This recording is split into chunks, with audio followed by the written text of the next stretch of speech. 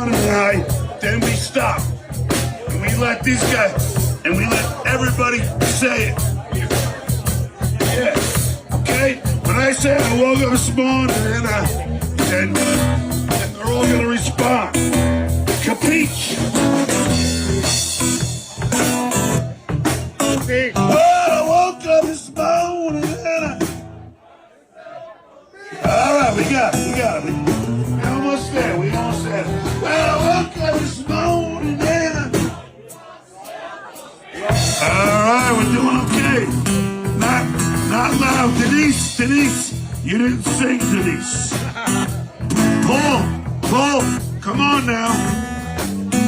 Well, I woke up this morning, Dave Patrick, Teddy, you didn't sing. Teo, Jamie, you didn't sing. Helga, Lisa, Tori, we all gotta do this together. One time here. All right? Capiche? Here we go. One more time. Come on now. Where's Troy? All right. Well, I woke up this morning. Myself a beer. All right.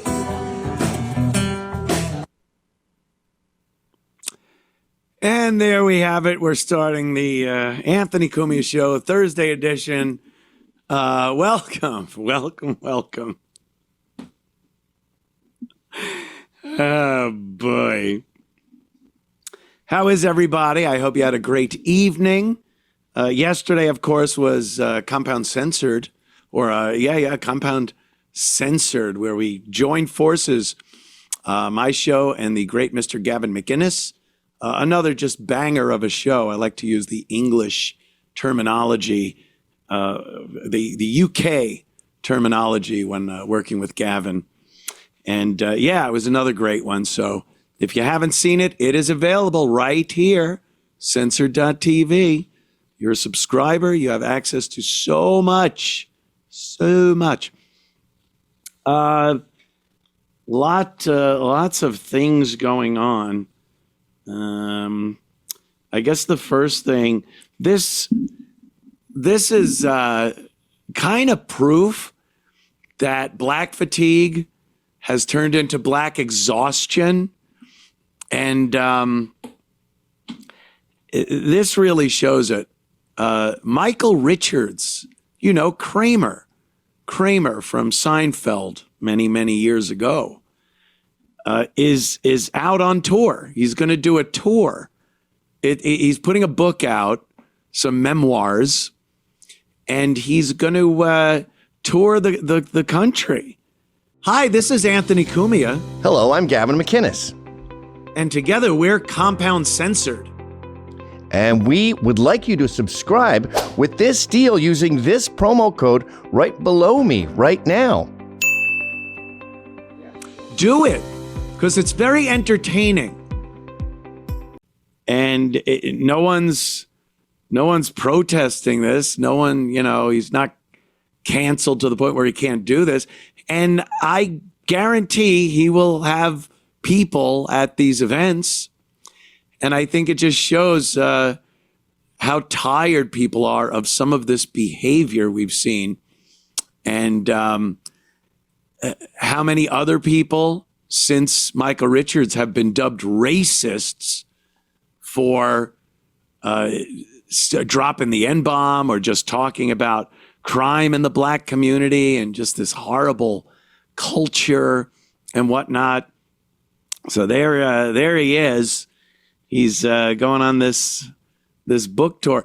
The thing I really found amazing, he did that, yelling the N-word at the Laugh Factory in 2006. That's, might as well say 20 years ago. That's 20 fucking years ago he did that. It really doesn't seem that long. 20 years goes by. Holy shit. But at the time, that was it. Kramer's canceled. That's it. Goodbye. Won't see him no more. And he did. He was gone. he popped up on the reunion show on Curb Your Enthusiasm, and they had like a reunion show on Curb. Great season that was, running through the whole Seinfeld thing and doing the finale that they really wanted to do. I've been watching the first season of Curb. It's fucking hilarious. I was, because I don't think I'd ever really watched the first season. And usually when you watch the first season of something, it's so different than the rest of the show. What got you into the show? The characters haven't really been fleshed out yet. And, but that first season of Curb is really good, really funny. In some respects, it's better than some of the later seasons where they really, they realized what was really popular and what people really liked to see Larry do. So they kind of ham-handedly forced Larry to do certain things and say certain things and be in certain situations. But that first season was just pure Larry David being himself, being funny. And I liked that first season. Not the pilot. That was something totally different. I watched that too, and while it was entertaining, it's so different than what Curb Your Enthusiasm became. Having the documentary camera following them around and acknowledging it instead of what Curb became, sort of having that look of a documentary, but there, isn't a camera in front of him all the time. It's just the way the show looks. But fantastic. Fucking great. And that season with the Seinfeld reunion was really good. Yeah, that, the fucking tent, which, by the way, they use as kind of a tribute or a callback to the last episode of Seinfeld, where they end up in jail repeating some of the dialogue from episode 1 of Seinfeld. That, where he's fucking with his pants in the first episode of the first season of Curb, is what he's doing in the last episode on the last season of Curb. So they've always been great, Larry and the writers, with callbacks and acknowledging things from previous episodes or previous seasons. And it's fucking hilarious. Larry David is just a funny fucking guy. Regardless of his politics, he says some things, about Trump and Republicans, but it's usually done in a funny way. So I don't really care. And he's funny. He's genuinely funny. But Michael Richards, he popped up on that, and then that was it. He disappeared again. We all remember, that cringeworthy video of him on Letterman when Jerry went on Letterman shortly after his tirade, his N-word tirade at the Laugh Factory. And Jerry went on there to try to smooth things over. I guess he realized Michael was in a bad spot here. And they started talking about it. And Michael pops on via video link. And it just made things worse. Yeah, watch this. I love this clip. Well, and I can remember years and years ago at the Comedy Store, he would get on stage, and he was always a very dynamic performer. Dynamic to the point that often audiences were frightened. But still, we all got a kick out of it because it was in good fun, and he was and is a very funny guy. And then we see this thing today where he goes nuts in some kind of club and is screaming at people. Have you talked to him? Do you know anything about this? I did talk to him. I talked to him today. And, I was extremely upset about it, and he is extremely upset about it. And I asked him if he would come on the show tonight so that he could explain what happened, because bad idea. It was just one of those awful things. Right. And I think he's a little mystified about what happened, but I think most importantly, he wanted to... we have him live you via pause satellite for a from Los second? Angeles. This is amazing, too, because look how young Jerry is. I just can't get it through my head that this was 20 fucking years ago. Dave's on, His hair isn't even completely white yet. Jerry looks a little older than he did the finale of Seinfeld, but, you know, not what he looks like, of course, 20 years later.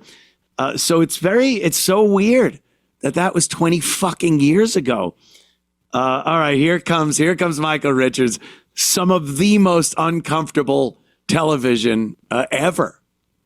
Oh, sorry, this should be Michael Richards. Michael, are you there? Yeah, I'm right here. Hi, Michael. Welcome to the show. Hello, hi. How you doing? I'm not doing too good. Yeah. Why don't you explain exactly what happened for the folks who may not know? I lost my temper on stage. I was at a comedy club trying to do my act, and I got heckled, and I took it badly and went into Okay, could you pause it again? We don't know Michael Richards. No one knows Michael Richards. We know Kramer. Fucking Kramer. So when you see him like uncomfortable in the chair and he's just sitting there like, yes, I'm not doing very well. No, we're like ready to laugh. It's Kramer. We laugh at Kramer when he's uncomfortable and does these things. I'm waiting for him to fall off his chair. This was the worst fucking idea to put him on while everyone just goes, oh, it's Kramer. What is he going to do funny? It's Jerry and Kramer. This ought to be hilarious. So they're waiting to laugh at shit. And when they start laughing, Jerry gets a little uncomfortable and tries to tell the audience what it is, what the deal is. And it just doesn't work. The worst thought out idea ever. Please continue. rage, and said some pretty nasty things to some Afro-Americans. A lot of trash talk. And Stop laughing. It's not funny. And what were you were actually being heckled, or were they just talking and disturbing the act? that was going on too. Uh-huh.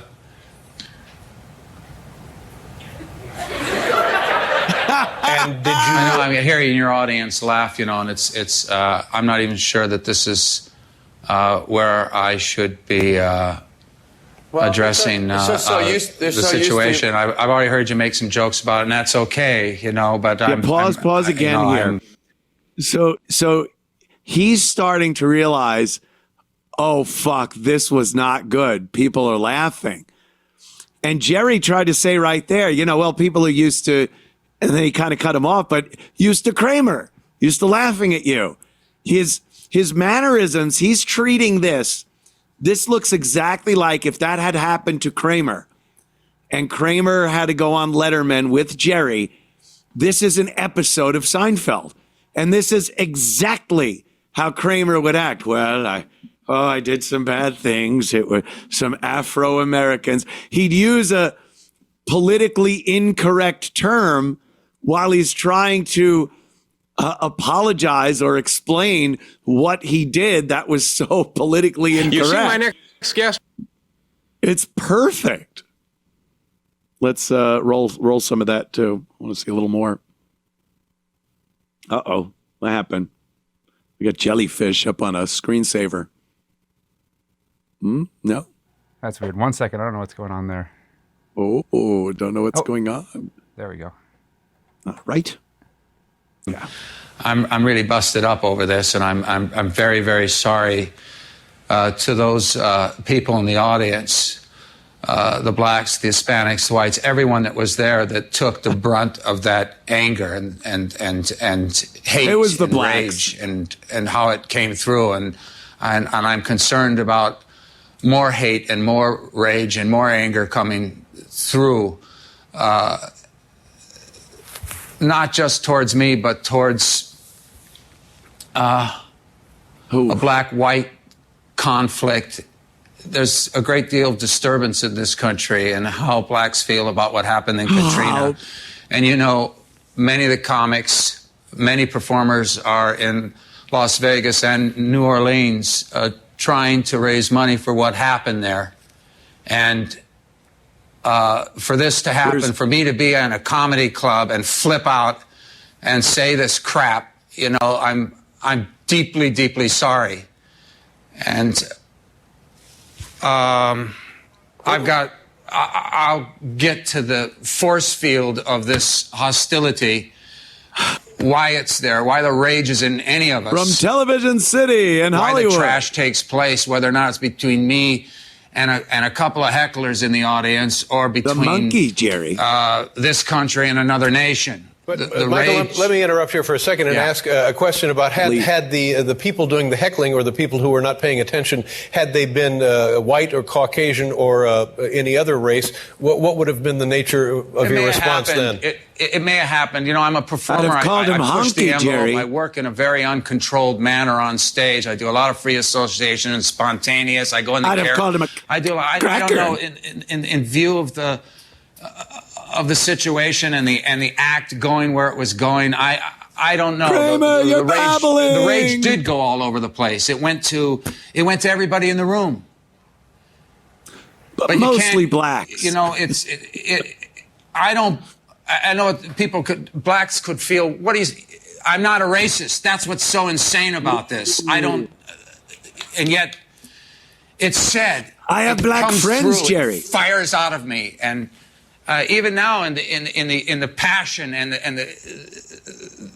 I'm ready to yell as I confront myself. Did you think that somehow by being outrageous and completely inappropriate, that it might somehow make the situation diffuse it a bit or make it seem lighter than it was? I tried to do that. You don't have the whole thing there with what they're showing everyone. Oh, right. I tried to jujitsu that, try to move. You do that. I got a microphone. I'm trying, Jiu-jitsu, but it didn't work Jerry, out. the Jew.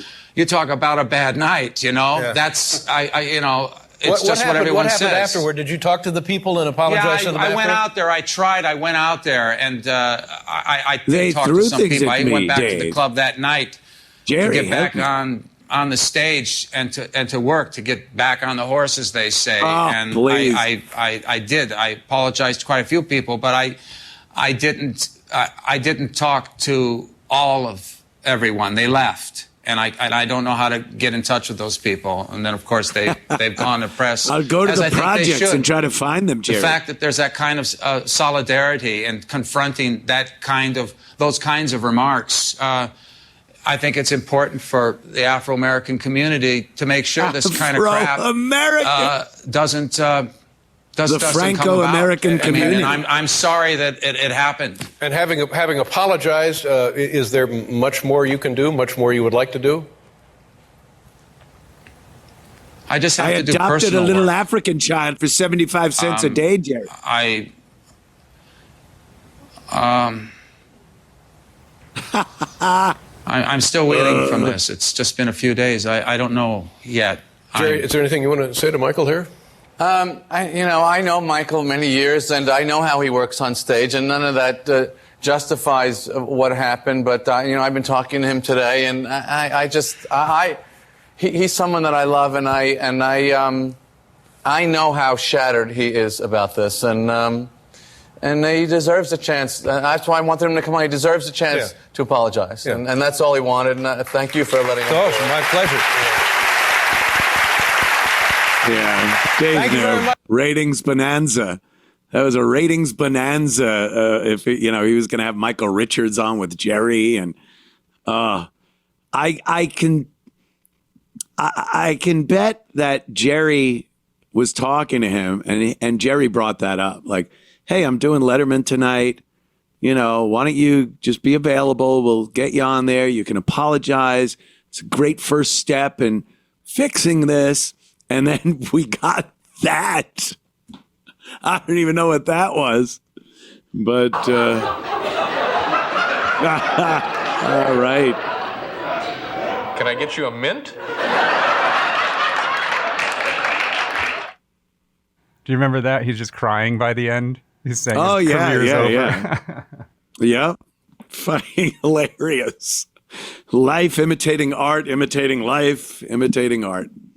But, he's back on the road. So, hey, If he comes to a town near you, you go see him. I don't know.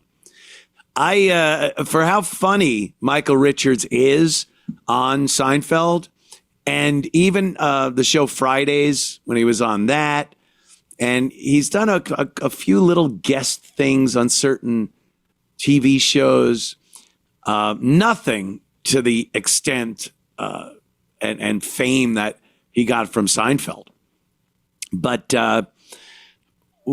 I just, as a person, as a guy, as a stand-up, without Jerry and Larry David and those other brilliant writers from Seinfeld writing for him and writing that character for him, he's not funny, and he doesn't come off as a nice person. You know, you watch the blooper reels of Seinfeld, and look, there was some funny shit going on, and the actors and actresses, they would break and laugh, and he would get mad. He'd get mad, like, you fucked up my great take right there. It's like, calm the fuck down, Kramer.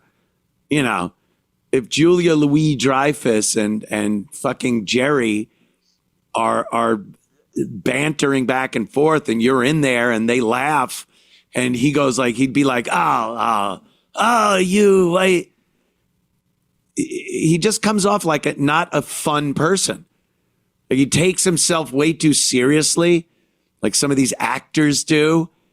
And I don't know if it's Sir Laurence Olivier was doing that, maybe. Sir Kramer, I don't think so. Slide in, shut the door, make a funny noise. There you go. Lighten up a little there, Kramer. But yeah, there he is. It's on his book tour. That's how mad people are at black people now. We've forgiven Kramer. That's how mad America is. How fucking absolutely exhausted we are with black people in America. Kramer is being welcomed back with open arms to sell his memoir. I wonder how he covers that 20 years later. And I wonder if he talks about what we just saw there on Letterman. Does he say wow, that was a fucking mistake? Who knows? Who knows? I'll have to get the audiobook. I hope he reads it himself. In the Kramer voice, of course. So if you enjoyed that clip, then subscribe to Compound Censored using this promo code.